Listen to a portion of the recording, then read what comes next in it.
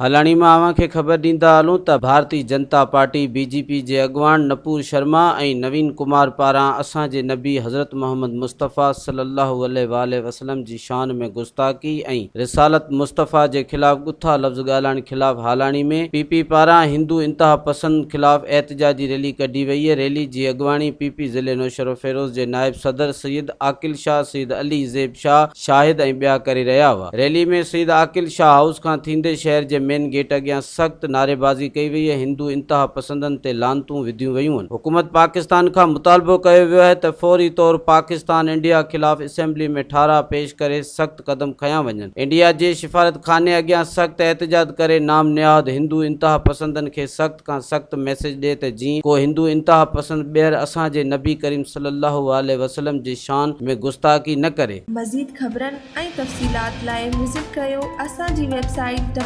www.awamiNewsHD.com ऐं ॾिसंदा रहो अवामी न्यूज़ HD।